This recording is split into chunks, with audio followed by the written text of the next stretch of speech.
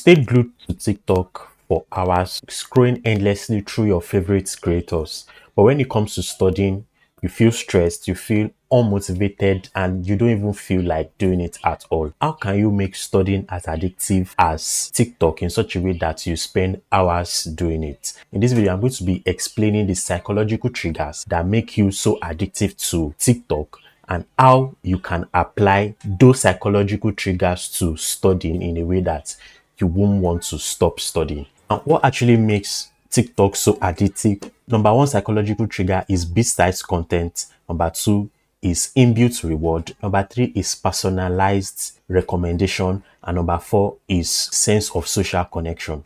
These four psychological triggers are those things TikTok actually use that makes you so addictive to it. In this video, I'm going to be teaching you how you can copy those psychological triggers and make studying so addictive as TikTok. Let's look at bit-sized content and inbuilt reward. These two things actually create a dopamine loop. A dopamine loop creates a feel-good hit whenever you scroll on TikTok.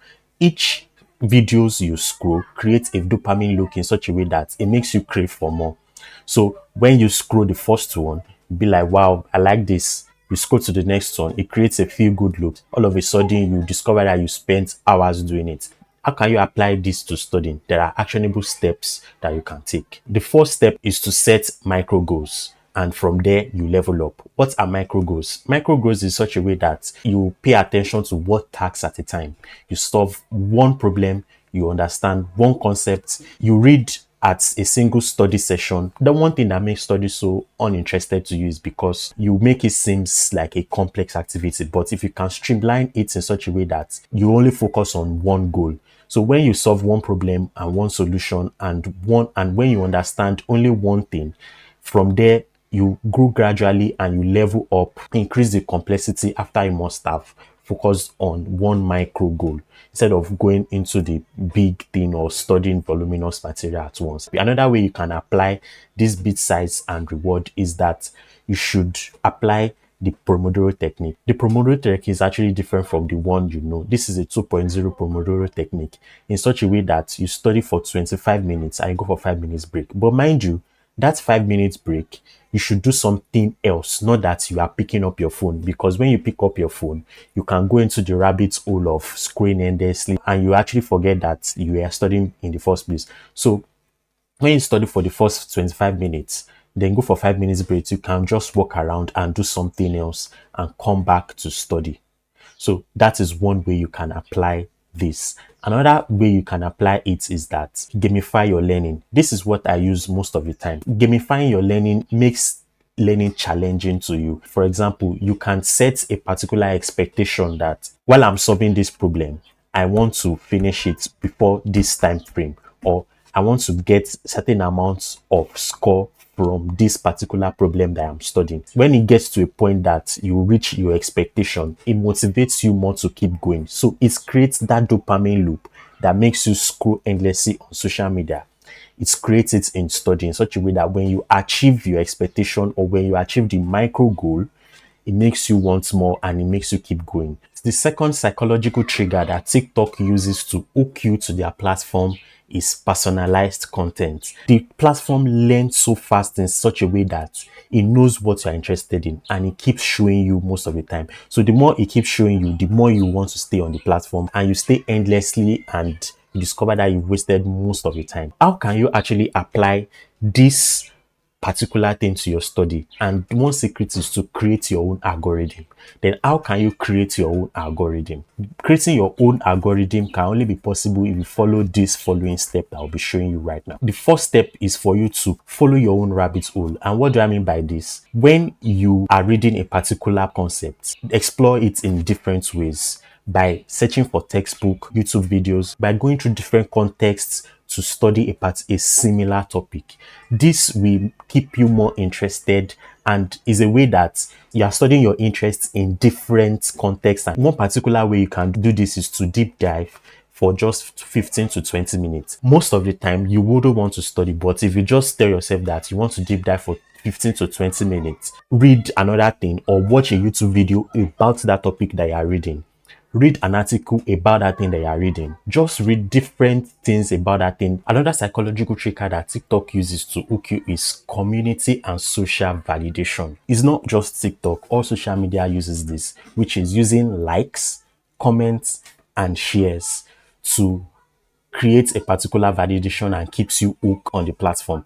And most of this actually works well if you are a creator in such a way that when you get likes and comments and shares, it keeps you hooked on the platform. And studying is a solitary activity in such a way that it's something that you do on your own. Applying this community and social validation into your study process can actually help you make it more interesting to you and you want to do it. And how can you do this? One particular way, which I have used in the past, is that I teach what I know to someone. This actually makes me very happy when I teach it to someone and I get feedback from the people that, oh, they understand. This makes me very excited and want to do more. It creates that dopamine for me too. When I explain to someone and the person gives me a feedback, though I understand what you taught me or what you just said really makes sense. It makes me feel good and it keeps me more motivated to keep explaining it more. And when I discover that that person does not get what I am saying, it motivates me to want to study more and come back to explain to the person. It really works well. And this will not actually make studying too boring for you. It's more like gamifying your learning in a way. Another thing that can actually help you is that you should find your academic community. I used this when I was in university also. I've actually found a particular Facebook group where people explain economic concepts. So people drop questions and you can provide answers to those questions. So this can actually help you sustain what you learn, can make you feel good about the concepts that you are trying to learn, because when you give and people give feedback that, oh, I really like what you explain, I really understand, it makes you feel good and it makes you want to pursue that particular knowledge, come back to the community and want to provide value or content to them. When you're among people that you have shared goals and interests and you guys actually explain things together, it keeps you motivated to want to do more. So in that way, you are not studying alone, you are studying in a group. Don't get carried away by this community and social validation, because it is what you've studied while you are alone that you can provide to a community and it keeps you motivated. Another psychological hook that TikTok uses is flow state. Now, while you are scrolling, it creates a dopamine loop. And this dopamine loop actually translates to a flow state because you are paying attention to that platform and you keep scrolling and the cycle keep going until you waste a lot of time and they keep showing you what you love. So that keeps you hooked for a long time. How can you actually create this while you are studying? One way you can create this while you are studying is that you should eliminate distractions. When you eliminate distraction, it gets you into the flow state, and you applying all the things that I've explained earlier creates a dopamine loop. It keeps you going and it gets to a point that you will lose track of what you are doing and you discover that you are studying at a very high rate and you wouldn't want to stop.